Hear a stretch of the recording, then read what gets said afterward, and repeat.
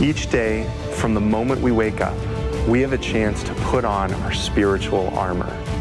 So let's put on the belt of truth, the breastplate of righteousness, the shoes of peace, the shield of faith, the helmet of salvation, and the sword of the Spirit. Prayer throughout our day arms us for all we will face. Life isn't easy, but with God, it can be good. Hi, I'm Daniel. Today, I'm going to talk about the shoes of peace. In Ephesians chapter 6, verse 10 through 18, St. Paul tells us to stand firm with our feet fitted with the readiness that comes from the gospel of peace. Now, I know what you're probably thinking. Well, what the heck does that mean? To be honest, I thought the exact same thing when I first read this passage. To understand the shoes of peace and the readiness that comes from the gospel of peace, we first need to understand what the gospel of peace actually is. The word gospel means good news. In the case of the Bible, the good news is our salvation through Jesus Christ. Because of our salvation through Jesus, we have a relationship with Jesus. Having a relationship with Jesus is how we encounter peace in our lives. In Greek, peace means oneness or wholeness. This means that to be at peace means to be whole and to have a clear view of what you know and what you must do in life. When we have a clear view of what we know and what we need to do in life, we can take on almost every task we are presented with. Peace can also help people on a broader scale. Many countries in our world today have peaceful alliances.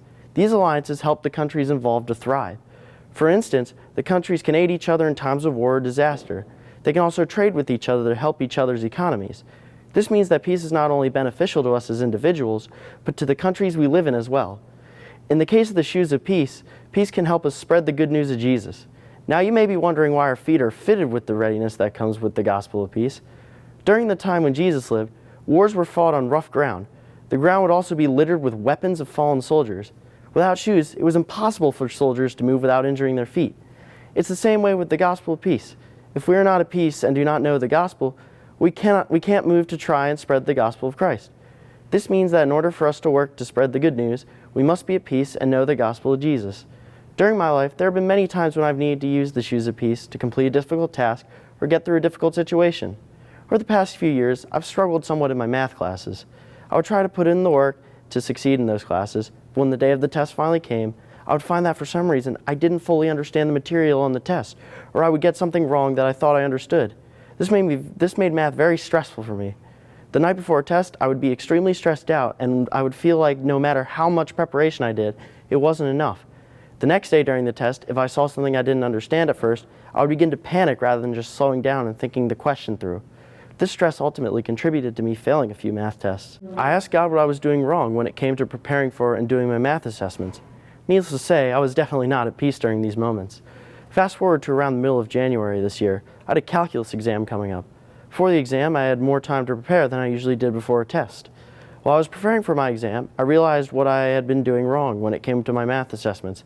You see, during this time, I made sure I prepared for my exam.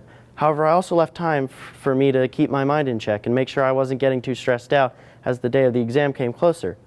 I took time to collect myself as I organized my thoughts as I was preparing for my exam. I didn't totally realize it at the time, but I had found the peace I'd needed. When the day of the exam finally came, the peace I'd found ultimately helped me to have a clear view of what I knew from my preparation and helped me to succeed on the exam. We can also see people walking with the shoes of peace on a broader global scale. In 1979, St. John Paul II visited Poland while it was under the control of the Soviet Union. St. John Paul II is a great example of someone who knew the gospel of Jesus and was at peace because of it.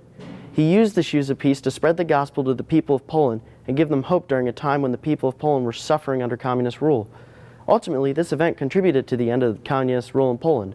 This event is also a great example of someone standing firm with their feet fitted with the readiness that comes from the gospel of peace. St. John Paul II stood firm in the face of adversity from the oppressive communist government and used the gospel of peace to help him move forward and ultimately help bring an end to oppression in Poland. St. John Paul II is someone we should thrive to be like. Now, this doesn't mean we have to go to another country and spread the gospel to the entire population of said country like John Paul II did. We can spread the gospel using the shoes of peace through other ways, though. We can volunteer at a soup kitchen or make food for the homeless. We can also participate in different types of food drives or toy drives for children. You can also participate in Nativity's high school mission trips, which is something I have done. All these are ways in which we can go out and spread the gospel using the shoes of peace by serving our community and ultimately trying to change our world for the better. Stand fast with the belt of truth buckled around your waist, clothed with righteousness as a breastplate, and with your feet fitted with the readiness that comes from the gospel of peace. Our minds are not peaceful places. There are a million thoughts crisscrossing our brains as we go throughout our day. Peace means bringing all that craziness into alignment. Remember that in the Greek, peace means oneness or wholeness. When we can take all the craziness of our lives and align it all in the same direction, we can be at peace. Today, we're going to pray the Examen. This is an ancient prayer, but one that's as important as ever for us today. The Examen helps us summarize our day and reflect on what we thought, did, and felt. If you want to live your life wearing the shoes of peace, then the daily Examen is a good place to start. We'll see you at the end of program tonight to practice praying the Examen together.